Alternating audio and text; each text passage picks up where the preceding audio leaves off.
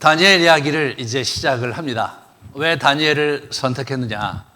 사실 성경에서 이런 코로나 상황과 유사한 상황을 만난 케이스를 생각을 하다가 다니엘이 바벨론 포로로 잡혀가서 직면한 상황과 아주 하나는 제국이고 하나는 전염병이지만 그 성격이 아주 유사한 것을 제가 착안해서 우리가 함께 이제 나누면서 우리의 여정을 헤쳐가려고 합니다.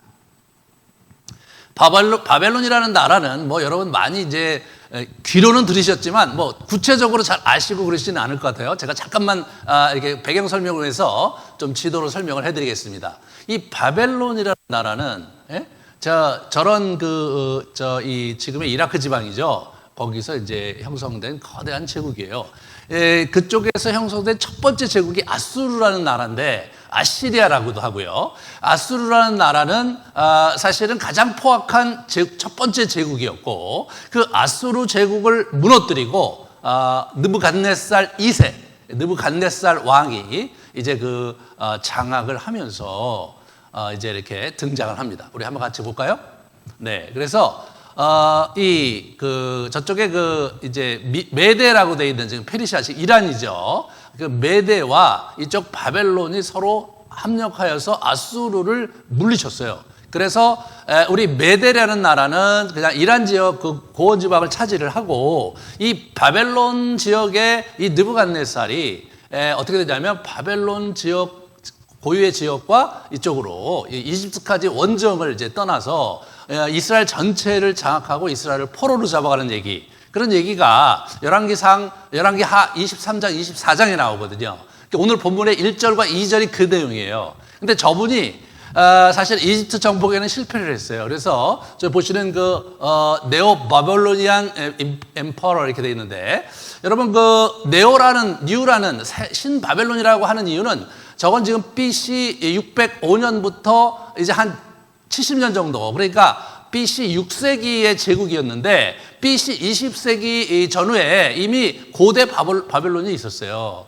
함무라비 법전으로 이제 이게 대변되는 그러한 놀라운 문명을 가진 나라가 있었는데 그 나라가 아수르한테 망했다가 다시 아수르를 정복하고 일어나면서 제국을 만들었다. 이제 그렇게 이해하시면 됩니다. 그 다음 걸 이렇게 보시면 그래서 구체적으로 이 신 바벨론, 그러니까 성경에는 구바벨론은 안 나오거든요. 그러니까 이 바벨론이라고 나오는 건 다 저 신 바벨론인데 저렇게 녹색 지역으로 된 부분을 이 바벨론이 이제 이 느부갓네살이 저걸 다 장악을 하게 되는 거예요.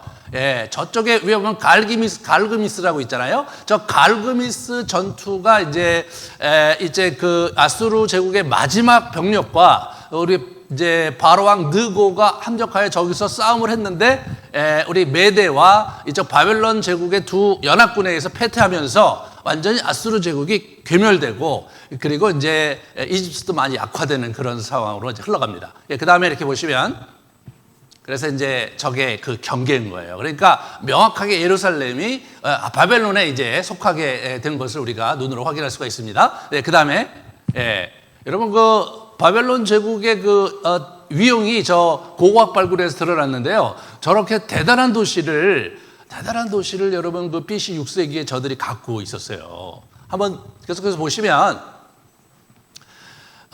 저걸 이렇게 이제 모형돌을 만든 거거든요.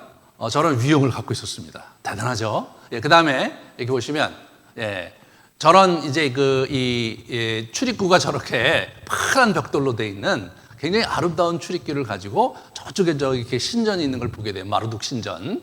마르둑 신전 아마 이들이 판테온이라고 그래서 기본적으로 다시교를 섬기고 있었는데 오늘 보면은 예루살렘 신전 짓기를 갖다 뒀다고 하는 게 저 신전일 거라고 생각이 돼요. 그 다음에 이렇게 보시면 이게 이제 그 신전이거든요.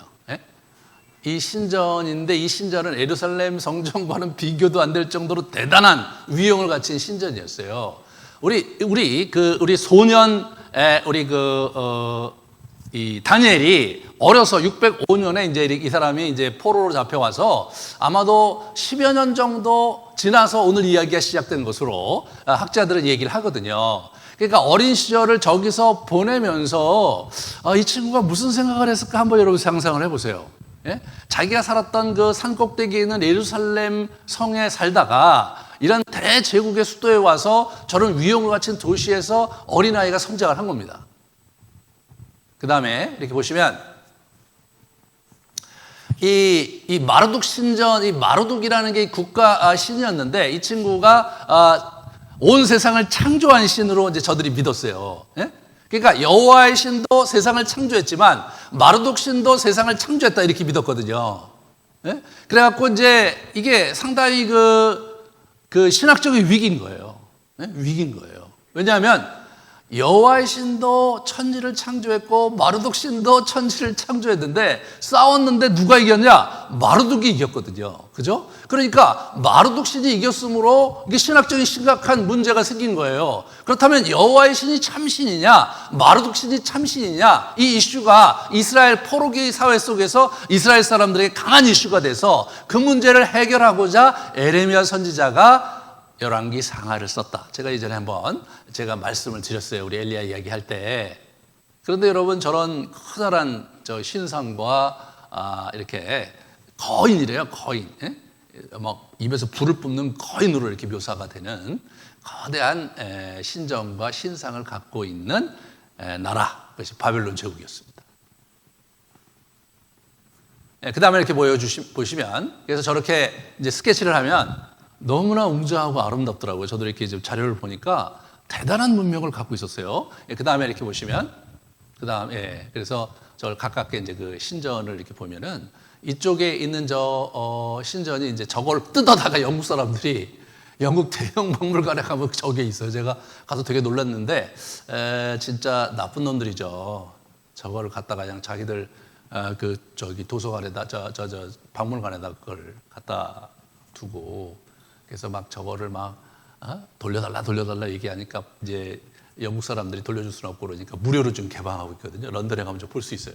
저거를 이렇게 여러분 이렇게 상상도를 보세요. 지금 봐도 너무나 멋있잖아요. 지금 봐도 21세기 우리 문명 속에서 봐도 진짜 화려하고 아주 깨끗하고 그리고 잘 구비된 도시였어요. 거기서 이 젊은 다니엘과 그 친구들이 왕립학교에 이제 입학을 한 거예요.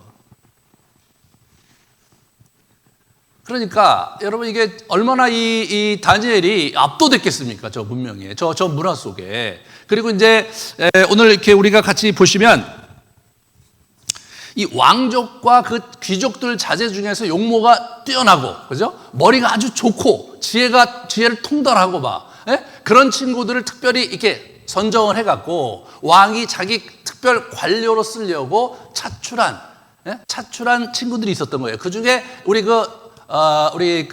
다니엘과 세 친구들이 거기에 소속해 있었던 거죠. 그러니까 여러 가지 그 정복전쟁 속에서 온 여러 민족 중에서 그 사람들의 자제 중에서 그 귀족 자제 중에서 뛰어난 친구들을 불러다가 자기 나름대로 교육을 시켜서 바벨론의 그 관리로 등용함으로써 저 사람이 뛰어난 게 뭐냐면 그렇게 함으로써 융합 정책을 쓴 거죠. 아수르는 그렇게 하지 못했거든요. 포악했거든요. 마구마구 죽이고.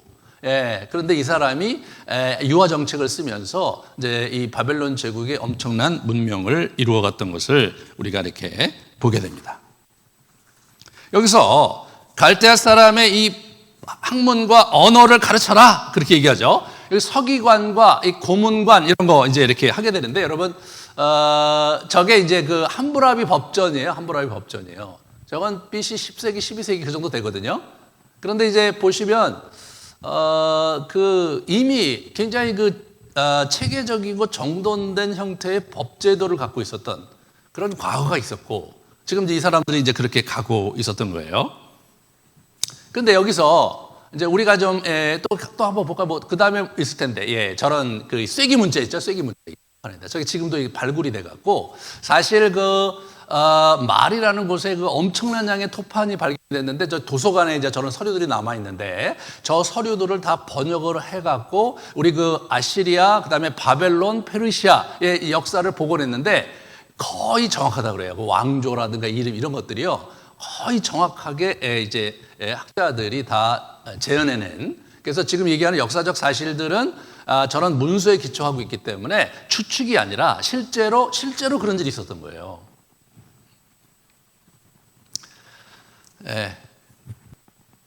우리는 이 조그만 소년 우리 다니엘이 자기의 전통적인 하나님을 믿는 신앙을 가지고 지금 이 나라에 왔는데 미래는 어떻게 돼요? 미래는 이 나라에 자기가 이제 관료가 되는 거죠. 자기 개인적으로 이제 입신양면하면서 성공적인 삶을 살 수 있을지 모르지만 자기가 고유하게 믿는 하나님을 믿고 살아가는 방식 그리고 하나님의 통치를 믿고 있는 그의 신앙에 커다란 위기가 도래하고 자기 자신은 또 어떻게 이 사회 속에 적응하면서 자기를 지킬 것이라는 심각한 위기에 그가 놓여있게 되었던 것입니다. 다니엘은 사실은 이 바벨론의 문화를 바꿀 수도 없고 바벨론을 움직일 수 있는 그러한 역량을 갖추지 못했습니다. 그분은 이 느부갓네살 왕부터 고레스까지 페르시아까지 그 고문관으로서 왕국의 고문관으로서 엄청난 영향을 줄 수 있는 자리였지만 그는 바벨론을 바꿀 수도 없었고 페르시아를 바꿀 수도 없었습니다. 우리가 이 코로나를 우리가 맞이해서 우리의 현실을 이제 바라보면서 조심스럽게 미래를 전망하지만 사실 여러분이나 저나 미래에 코로나가 가져다 올 세상에 그 어떠한 변화를 일으킬 수 있는 역량과 수단을 갖고 있지 못하다는 사실에서 우리는 다니엘이 직면한 현실과 우리가 직면한 현실이 크게 다르지 않음을 우리가 보게 되는 거죠.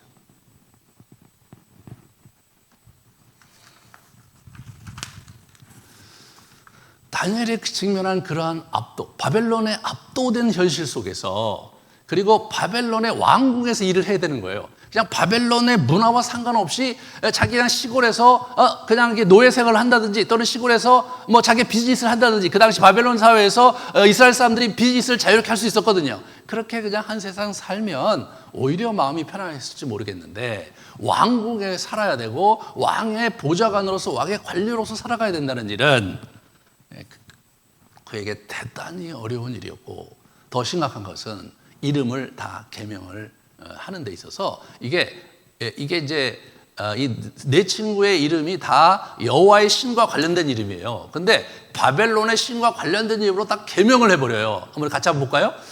다니엘은 하나님은 나의 심판관이시다 이런 뜻이거든요. 히브리어로. 그런데 벨드사살이라는 이름을 줘요. 벨드사살은 벨은 바벨론 신이거든요. 마르둑 신의 또 다른 이름이 벨이래요. 그 벨이요, 그의 생명을 지켜주소서. 그러니까 하나님의 심판에 의해서 사는 자가 벨에게 생명을 의지해야 되는 그런 형태로 이름이 바뀌어버린 거예요. 그 다음에 하나냐는 여호와는 자비로우시다 그런 뜻인데 사드락은 아쿠의 호령, 아쿠는 달의 신이거든요. 달의 신. 아쿠의 호령 그런 이름으로 바꿔놨어요. 미사엘은 누가 하나님과 같은가? 라는 이름인데 메삭이라고 바꿨는데 아쿠와 같은 자가 누구냐? 이렇게 하나님을 아쿠로 바꾼 거예요. 그냥 여러분 이름을 짓는데 그냥 하나님과 관련된 이름을 뭐 나무에 관련된 이름이라든가 또는 뭐 산에 관련된 이름이라든가 또는 뭐 아름다운 꽃에 관련된 이름이라든가 그렇게 이름을 바꾼 게 아니더라고요. 아사랴는 그를 여호와가 도우신다 그런 뜻인데 느고의 신하다 이거예요. 느고는 느보라고도 하는데 이 느보가 이 주신인 마르둑의 아들이 느고고요. 느고라고 하기도 하고 느보라고 하기도 하고. 지혜의 신으로 알려져 있는 신입니다. 그러니까 이 환관장이 이름을 지어주는데 야, 네 이름이 무슨 뜻이냐? 저는 하나님은 여호와는 나의 재판장이다 그런 뜻이야. 그래? 그럼 그거 바꿔. 벨로 바꿔. 벨. 사드락 뭐 여호와의 좌우시다. 그래. 그럼 아쿠로 바꿔. 그 아크로 바꾸고, 야, 너 느고로 바꿔. 그럼 바꿔버리는 거예요. 저는 굉장히 충격적이었을 거라고 생각이 들어요. 단순히 이름을 바꿔준다는 개념이 아니라 신으로, 이 바벨론의 신으로 자기 이름을 바꿨다. 자기 정체성이 심각한 위기죠. 심각한 위기입니다. 우리가 그 창씨 계명이라고 했잖아요. 창씨 계명. 그래갖고 우리 일본이 우리나라 문화를 말살하려고 창씨 계명을 했어요. 사실 이름을 바꾸는 것은 큰 문제가 아닌데 성까지 바꾸려고 해요. 성까지. 네? 성까지 바꾸려고 해요. 그러니까 이제 그런 부분에서 한국 사람들이 그 굉장히 고통스러워서 막 굉장히 저항하고 막 그 이름 안 쓰려고 그러고 그런 운동들이 있었잖아요. 저 사람들도 동일하지 않았겠어요? 동일하지 않았겠냐 말이에요. 지금 단순히 바벨론의 왕궁에 살게 되는 그런 거, 그 왕궁을 그럼 안 살고 도망가느냐? 도망갈 수 있겠습니까, 여러분? 귀족과 왕족인데 자기가 도망가면 어떤 일이 벌어지겠습니까? 자기 가문이 심각한 해를 입을 수밖에 없는 상황이기 때문에 도망갈 수가 없는 거죠.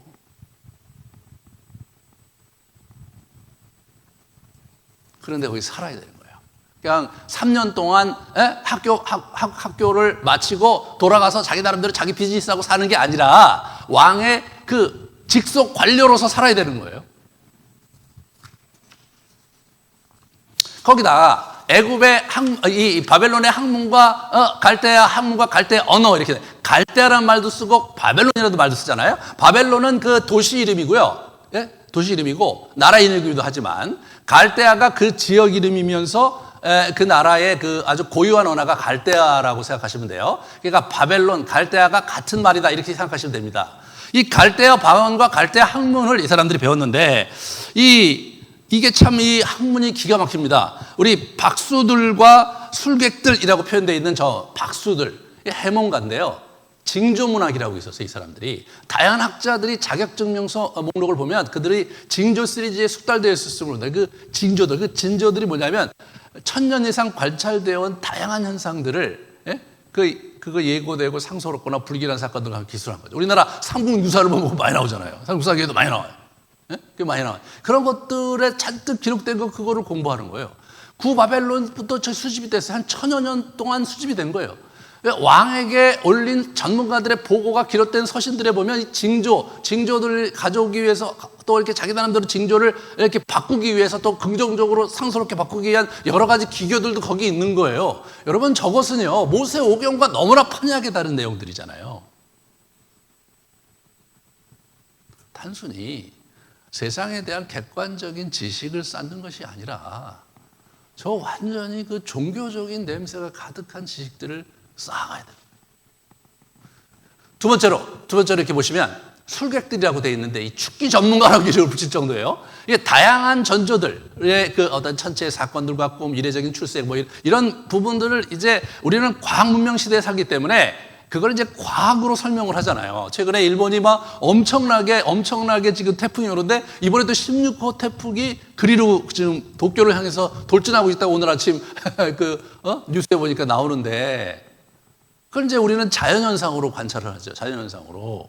지금 이제 전체 그 대기권 자체가 그렇게 움직이기 때문에 계속해서 그렇게 간다. 우리 그렇게 이해를 하지만 그렇지만 또 다른 측면에서 보면 그 댓글에 그 일본 사람들 얘기 들어보면 한국 사람들이 저주를 해서 그렇고 한국 사람들이 과학적으로 뭔가 조작하는 거 아니냐. 왜 올해는 그렇게 태풍이 한국에는 안 가고 우리만 가느냐라는 그런 얘기들이 막 댓글에 올라오는 걸 보면서 실소를 금치 못합니다.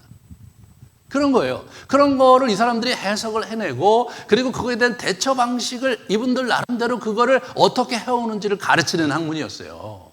그래서 징조나 꿈에 나타난 위협적인 메시지를 방어하는 축기 전문가. 그 신들을 잘 제사를 드리고 위부하고 또는 내쫓고 이렇게 하면서 그렇게 하면서 이제 나라의 안돈을 꾀하는 그런 전문가들을 양성하는 거예요. 질병은 점점 위협적인 전조에 포함되어 있었어요. 그죠? 지금 이런 전염병이라든가 이거 굉장히 고대 사회부터 그 신들의 이야기로 신들의 그 저주로 이해를 했던 거거든요.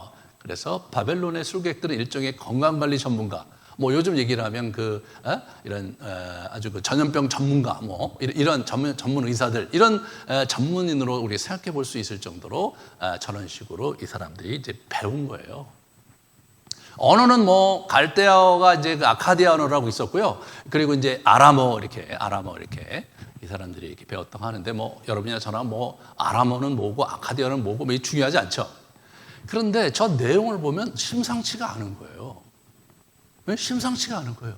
만약 여러분이 저런 엄청난 거대한 도시의 수도에 엄청난 궁의 왕립학교에 왕이 주는 음식, 가산 음식을 먹으면서 이제 교육을 받는데 궁극적인 목적은 이 교육이 3년이 끝나면 왕의 내각 관료로서 또는 왕의 자문관으로서 또는 서기관으로서 이제 자기가 살아가야 된다 하는데 그 내용을 보니까 하나도 관심이 없고 말이에요. 하나도 본인한테 흥미를 느끼지 못할 뿐만 아니라 이제까지 하나님을 섬기면서 배워왔던 그러한 율법과 성경과는 너무나 정반대에 있는 대척점에 있는 그러한 내용들을 배우게 된 겁니다.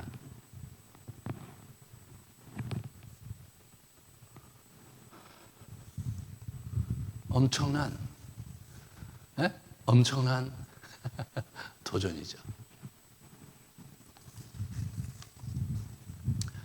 이럴 때 이 다니엘이 던진 이 승부수가 오늘 메시지의 핵심입니다.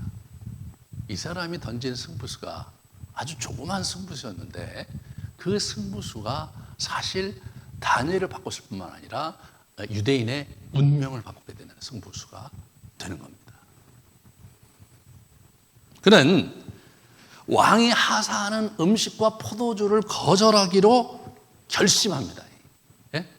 그걸 결심을 해요, 이 사람이. 그리고 감독에게 기한을 정해서 10일 동안 한번 우리가 채식을 먹을 테니까 한번 실험해봐라 라고 딜을 합니다.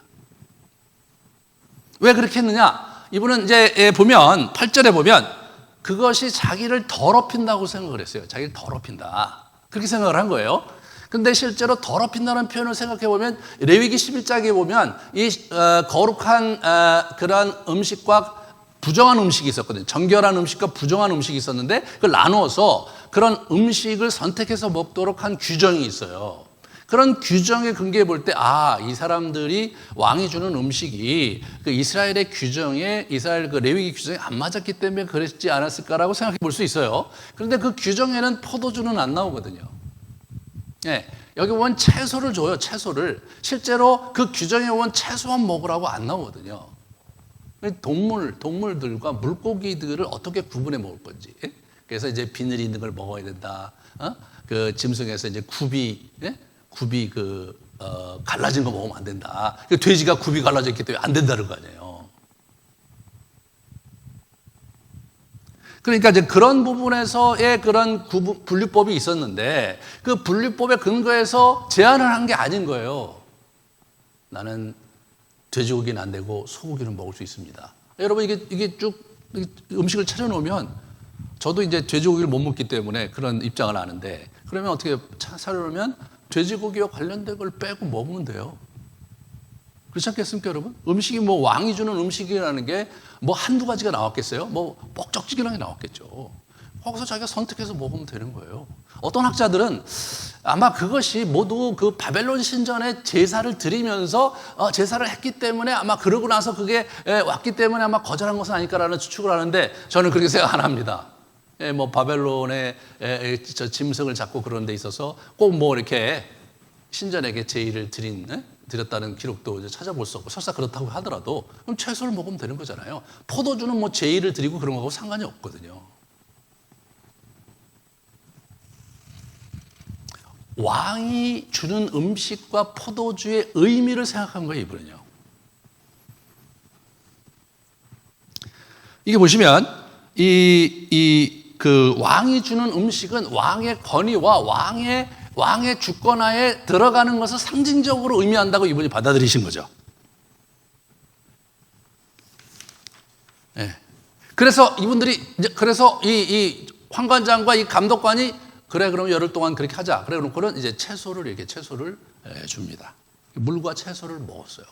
그러면 여러분 생각해 보세요. 이 사람이 이제 지금 환관장이 호의를 받아갖고 청을 들어줬어요. 청을 들어줬는데 야, 네 말 듣다가 니들 얼굴빛과 저 건강 상태가 다른 소년들과 청년들과 비교해서 만약에 너희들이 굉장히 더 이렇게 얼굴빛이 밝거나 또는 건강하지 못하면 내 목이 달아난다. 그렇게 내 목이 달아난다. 그거 어떻게 하겠냐. 워낙 그런 제안을 하는 것 자체가 불가능한데 아마 황과장이 좋아했던 것 같아요, 이분을. 그래갖고 이제 그렇게 됐는데 그러면 감독관을 데려오잖아요. 감독관한테 다시 얘기하죠. 열흘 말미를 주십시오. 열흘 말미를 주십시오. 감독까지 그래. 열흘 동안 내가 할게. 그러면서 채소를 줘요.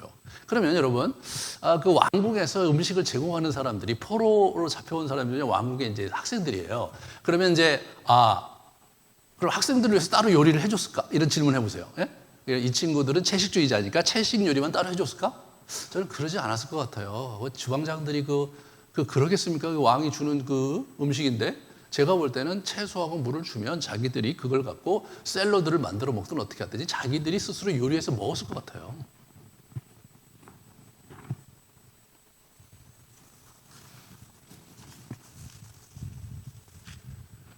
이분이요. 이 다니엘이 그런 어려운 상황 속에서 뭘로 승부하느냐?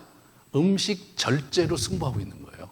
기존에 바벨론 음식을 먹지 않음으로써 자기 자신을 확고히 붙잡고 자기 정체성을 붙잡고 나아가려고 그렇게 한 거예요. 그렇게 한 거예요.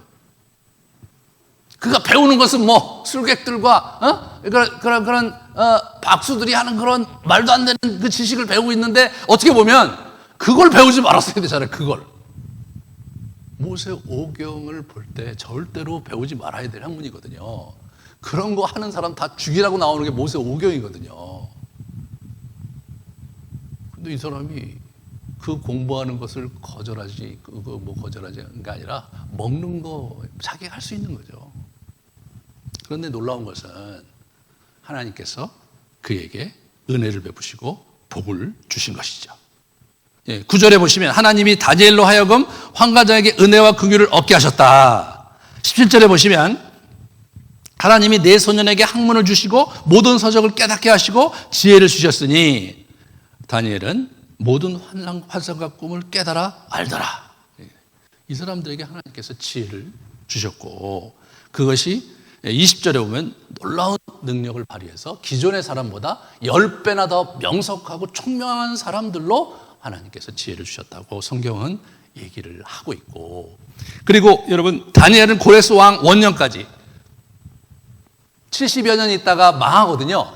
제가 따져보니까 한 65년 동안 제위했어요. 이때 이후로 느부갓네살, 그 다음에 벨사살 이렇게 하면서 계속 왕들, 다리오 왕, 벨사살 이런 왕들을 거쳐가거든요. 한 70여 년 동안. 근데 그때 계속 그 자문관으로, 왕의 자문관으로, 고문관으로 그가 왕궁에서 관료로 있었어요.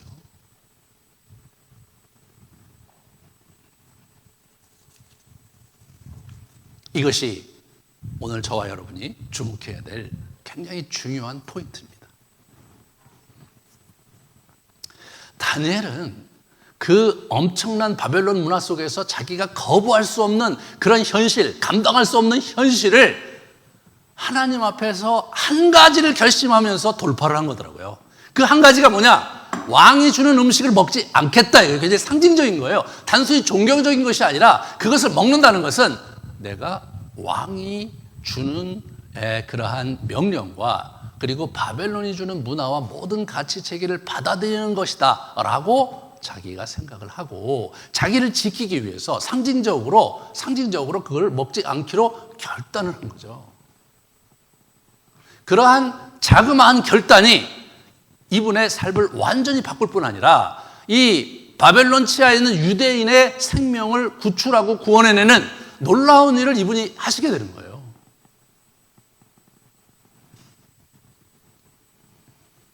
우리가 한번 성경 전체를 한번 되짚어 보면요.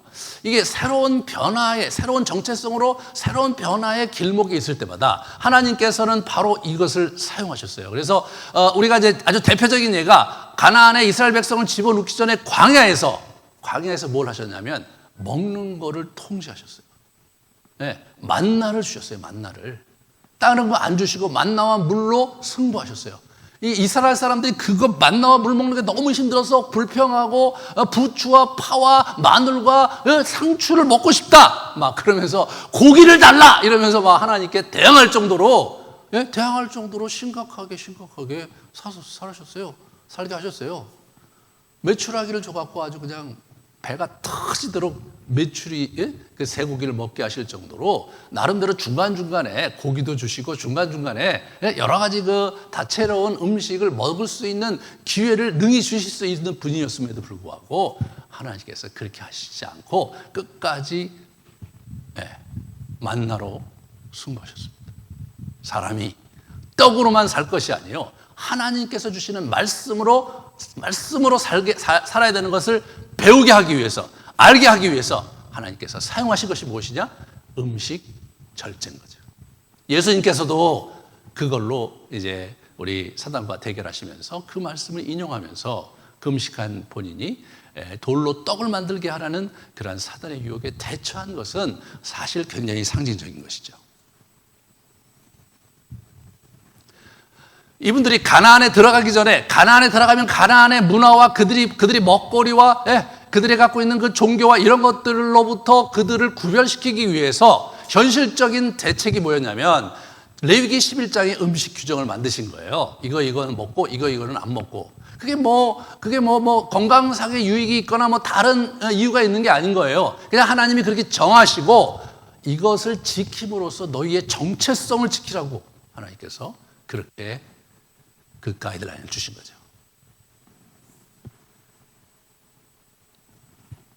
인간은 먹는 문제에서 자기의 정체성에 굉장히 중요한 요소들이 드러나거든요. 우리가 이제 악덕 시리즈를 작년에 했어요. 작년 이맘때 악덕 시리즈를 했거든요. 그 악덕 시리즈에서 이렇게 보시면 거기에 8가지 악덕이 있었어요. 8가지 악덕. 한번 보여주세요. 이렇게 8가지 악덕이 있는데 그게 탐식에서 시작되는 거예요. 탐식에서 정욕, 탐욕, 분노, 우울, 나태로 끝나는 이 연결고리. 그래서 그냥 탐식이 이제 하면 정욕, 그 다음에 탐욕으로 쭉 이제 흘러가고 결국 나태에서 무겁게 인생이 끝장이 나는 그런 형태로 이제 역동을 이렇게 우리 그 에바그리우스가 얘기했던 바를 이제 같이 나눴습니다. 이 허영과 교만은 또 다른 역동이었어요. 자, 여기서 우리는 이 탐식이 굉장히 중요한 첫 번째 단계라는 것을 또 주목할 수가 있죠. 폭식하려는 욕구와 싸우는 거예요. 탐식은 전력을 다하여 자신의 식욕을 채우려는 행동, 그게 폭식, 그게 탐식이거든요. 너무 빨리, 너무 비싸게, 너무 많이, 너무 몰두하여 음식에 대해 너무 까다롭게 불평하면서 하는 것, 그것을 탐식이라고 했어요. 우리 그리스도인들이 지금 이 세상 이 풍요로운 대한민국이 지금 이렇게까지 지난 2000년 역사 속에서 풍요롭게 먹거리를 갖고 있는, 그래서 매 먹방이 일어나고요. 수많은 음식들이 계속해서 방영이 되고 말이에요. 여러 가지 다채로운 조미료와 다채로운 그 음식이 개발되는 그런 문화 속에 우리가 살고 있습니다. 그러면서 맛있게 먹는 법에 대해서, 그렇죠? 요리하는 법에 대해서 알면서 그것을 즐기며 사는 문화가 우리 문화입니다.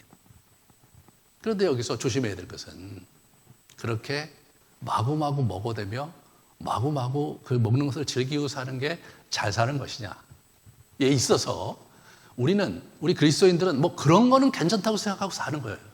그런 거는 괜찮다고 사는 거예요. 그게 그렇게 심각한 죄라고 생각 안 하는 거예요. 정욕과 탐욕과 이런 건 좀 죄인데, 먹는 것 좀 많이 먹었다고 어떻게 되지 않을까? 이런 생각을 우리가 이제 하고 있는데, 실제로 우리의 선배들은 그렇게 생각하지 않았다는 사실을, 성경도 그렇게 생각하지 않았다는 사실을 주목해야 합니다. 탐식의 근본적인 문제는 뭡니까? 음식을 통해 삶의 즐거움을 찾고 그 즐거움에 대한 욕망이 삶을 이끌어가게 하는 거거든요. 하나님을 통해서 우리의 삶의 즐거움을 채우고, 그리고 하나님 안에서 우리의 욕구를 채우는 형태로 가는 것이 아니라 음식 자체가 우리의 갈망과 욕구를 채워주는 형태로 가는 거예요. 그래서 여자들은 우울할 때, 남자들은 기쁠 때 많이 먹는다는 거예요. 그것은 하나님 아닌 다른 것으로 우리의 내적인 욕망을 상징적으로 채워가는 것이므로 심각한 죄는 아닐지 모르지만 우리의 영혼을 갉아먹는 것은 분명하고, 그것을 방치했을 때 우리는 저것으로 출발해서 그 다음 것으로 다시 말해서 사단의 유혹에 넘어가는 첫 번째 디딤돌이 바로 저 탐식이라는데 우리 고대로부터 우리 선배들이 주목을 했었던 것이죠. 영적 싸움의 출발점이 바로 거기에 있는 거예요. 이 욕망을 이길 수 없으면 아예 영적 싸움을 시작할 수 없다라고 우리 사막의 수도사들이 얘기를 했던 거죠. 탐식은 그 자체보다도 다른 악덕들을 불러오기 때문에 더 심각하다고 그랬어요. 제3자, 창세기 3장의 하와 아담이 그게 먹음직도 하고 보암직도 하고 지혜롭게 할 만큼 탐스러웠어요. 첫 번째가 먹음직한 거거든요. 먹음직한 거부터 시작을 하는 거예요.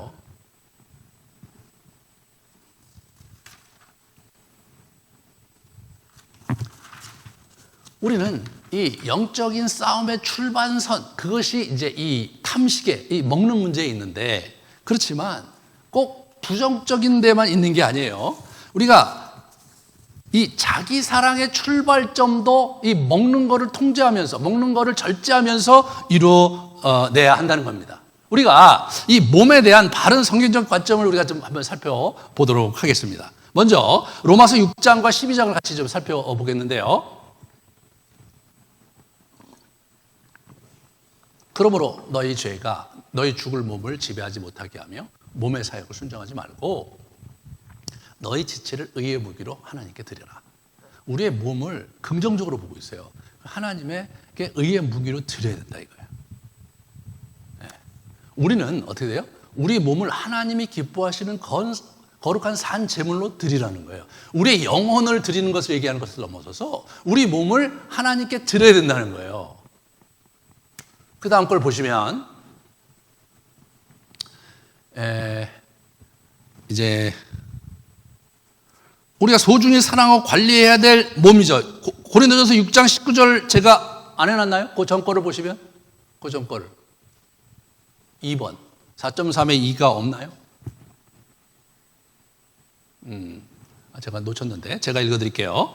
고린도서 6장 19절 20절에 보시면 너희 몸은 너희가 하나님께로부터 받은 바 너희 가운데 계시는 성령의 전인 줄을 알지 못하느냐? 너희는 너희 자신의 것이 아니라 값으로 산 것이 되었으니 그런즉 너희 몸으로 하나님께 영광을 돌려라. 너희 몸으로 하나님께 영광을 돌려라.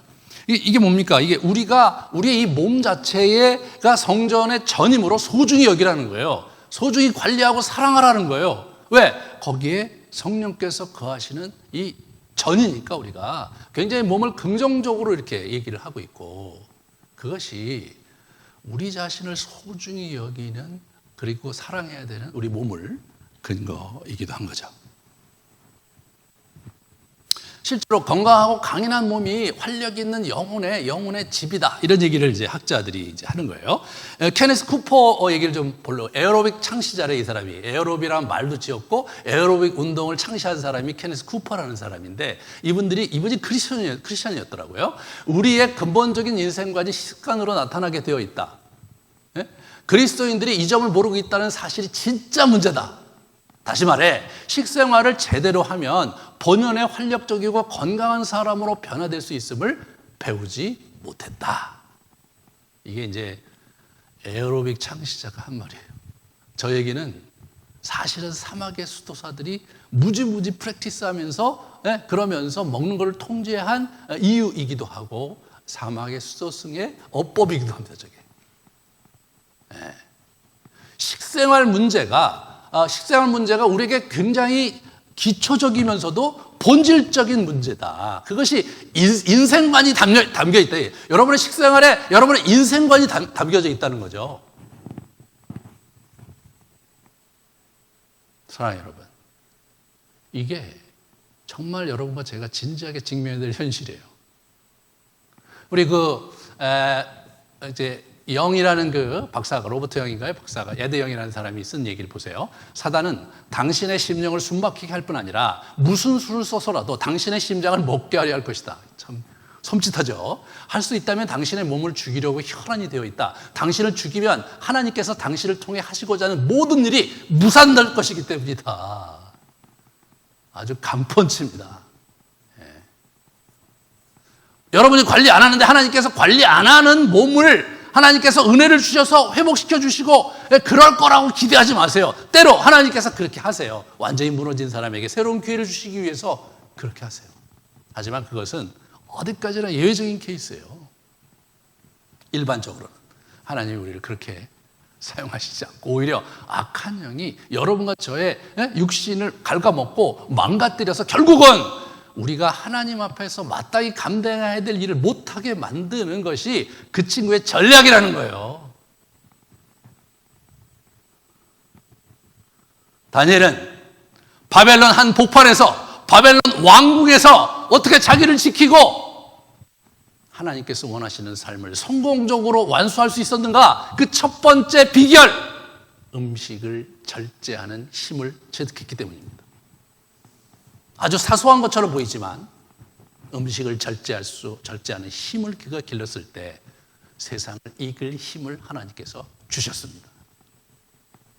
그러므로 오늘부터 저희도 다니엘을 쫓아서 그걸 해보려고 그래요. 자기 사랑 챌린지 시즌 1 탐식을 극복하라. 그래서 저희가 우리 사역자들이 같이 모여서 며칠 협의를 해갖고 3가지 타입의 가이드라인을 제시하고 여러분이 그것을 여러분들이 선택을 하셔서 다음 주부터 실천할 텐데 하나하나 말씀드릴게요. 자, 첫 번째로 이 40일 동안 하는 건데요. 몸에 해로운 음식을 끊자.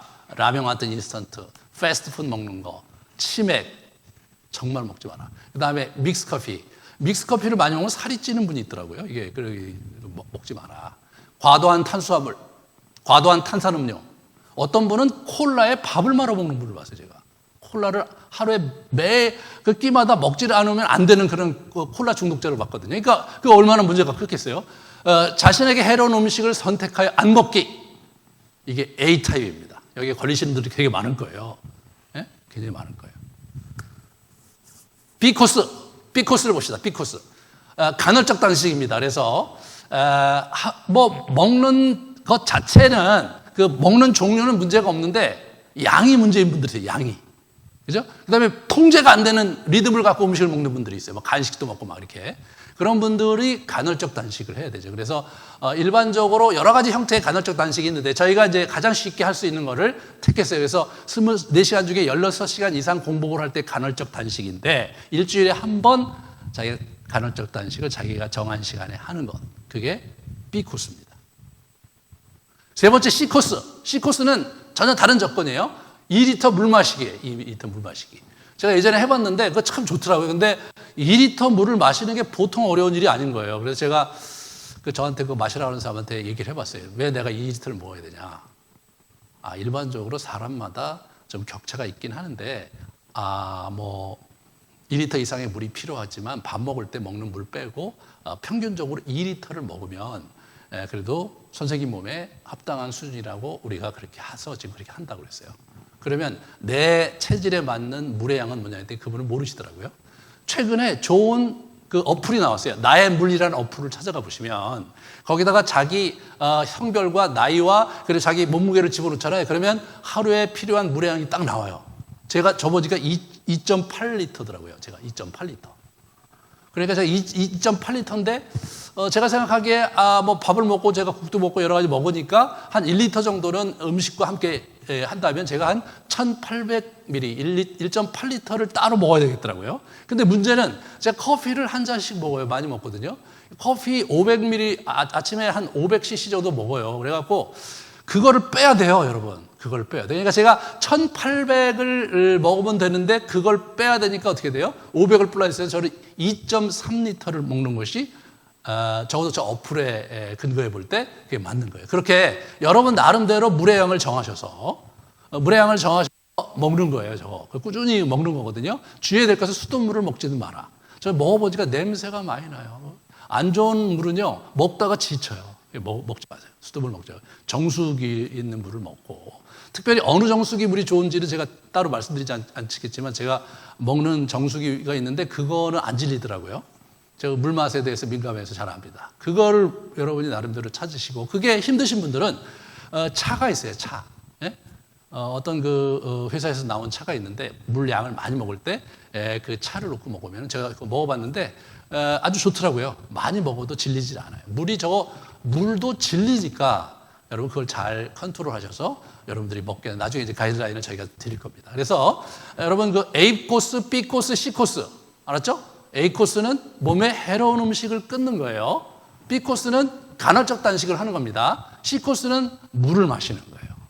여러분 지금 나름대로 여러분 나름대로 이제 정하셔서 하시면 되는데 앞으로 일주일 동안은 워밍업 시간을 뭘 하시면 되냐면 매일매일 일기를 쓰시는데 어떤 일기를 쓰시냐면 뭘 먹었는지 내가 아침은 뭘 먹었고 점심은 뭘 먹었고 저녁은 뭘 먹었고 간식은 뭘 먹었고 이걸 체킹을 하세요. 그걸 체킹을 하세요. 제가 예전에 제가 건강 관리할 때 그 코치가 해준 거거든요. 그걸 하셔야 돼요. 처음에 굉장히 귀찮았는데 하다 보니까 내가 생각하는 것과 다르더라고요. 나는 이렇게 식생활을 하고 있다고 생각했는데 먹는 거 보니까 다르더라고요. 그것에 근거해서 저거를 여러분이 작성을 하셔야 돼요. 그래서 일주일 동안 한번 해보세요. 여러분이 해보세요. 내가 아침에 뭘 먹고 점심에 뭘 먹고 저녁에 뭘 먹고 이렇게 해보세요. 최근에 제가 한 커플을 굉장히 방만한 삶을 살면서 어떻게 해볼 도리가 없는 커플이 있어갖고 지난 40일 동안 제가 예비로 저걸 했었어요. 그래서 매일매일 나한테 너희가 뭘 먹는지를 간식까지 해갖고 나한테 제출하라고 해서 매일매일 카톡으로 저거 받고 있거든요. 한 40일 지났는데 정말 많이 달라졌어요. 간식도 많이 절제하게 되고 간식 내용도 바뀌었고, 예, 그러면서 본인들이 이제 리듬도 생기고 건강이 많이 회복되고 또는 뭐 살이 빠지고 그런 얘기를 저한테 해주더라고요. 그래서 이제 다음 주에 만나서 같이 얘기하려고 그러는데 여러분 우선은 그렇게 하셔야 돼요. 그렇게. 목사님 뭐 교회에서 저런 것까지 합니까? 뭐 신앙생활 하는데 뭐 저런 것까지 해야 됩니까? 그렇지가 않아요. 제가 책 하나 썼죠. 참고서적 하나가 나의 몸 사용 안내서라는 책 제가 해놓은 거 슬라이드 한번 보여주실래요? 예, 저 책. 이 게리 토마스의 또 다른 역작 내 몸 사용 안내서 CUP 출판사에서 나왔는데요. 저 책을 필독서로 권합니다. 영성 훈련과 우리의 신앙생활과 내 음식과 또 내가 운동하는 것이 왜 중요하고 그것이 우리의 영성생활에 어떤 영향을 미치는지를 아주 책도 얇아요. 아주 짭짤하게 썼어요. 근데 저 책을 보면 여러분 읽고 싶지 않죠? 저거 참 디자인을 이상하게 했어요. 저거 참 이상하게 하고 책 안 팔렸어요. 저거. 예. 겉보기와 다르게 내용이 아주 튼실합니다. 그래서 지금 제가 얘기하는 것에 동의가 안 되거나 뭐 교회에서 이런 것까지 해야 되나 라고 생각하는 분이 있다면 저 책을 보시고 여러분의 마음을 정하시기 바랍니다. 제 계획은 시즌 1은 음식을 절제하는 거예요. 시즌 2는 운동하는 겁니다. 그래서 걷기 중심으로 할 거를 지금 생각을 하고 있거든요. 그래서 그것도 A코스, B코스, C코스 만들어갖고 하고 그래서 40일 동안 하고요. 그것도 40일 시즌 2를 하면 12월 말이 됩니다. 그래서 올 남은 여정을요, 우리 자신의 몸을 사랑하는 일에 초점을 맞춰서 진행을 하려고 해요. 그래서 내년에 2022년을 새로운 태도와 새로운 자세와 새로운 정체성을 가지고 여러분이 시작할 수 있도록 전체를 제가 이렇게 격려하고 도전하려고 합니다. 뭐 선한 것이 나올까 그렇게 생각하실지 모르지만 선한 것이 나올 겁니다. 기도하라는 얘기 하는 게 아니에요, 지금. 예? 여러분, 성경 많이 읽으라는 얘기 하는 거 아니에요. 그거 기본적으로 하던 거 그냥 하세요. 근데 자기 몸을 사랑하는 것부터 시작해야 자기 사랑이 시작이 되는 겁니다. 자기가 거울에 앞에서 자기를 보면서, 죄송한 얘기지만 옷을 다 벗고 한번 보세요. 예? 예, 그럼에도 불구하고 만족스러운지, 그럼에도 불구하고 그 몸을 사랑할 수 있는지, 그 질문을 여러분이 던져보시면서 만족스럽지 않고 불편하고 못마땅하고 그렇게 그 거울에 비추어진 자기 모습을 보시는 분이 있다면 여러분 이거 하셔야 됩니다. 예. 왜냐하면 여러분을 사랑하지 않고 있는 거거든요. 여러분의 그 성령에 거쳐 계신 여러분의 몸을 소중하게 관리하고 있지 않으므로 제대로 된 열매를 거둘 수 있는 인생이 되기가 힘듭니다. 같이 기도합시다.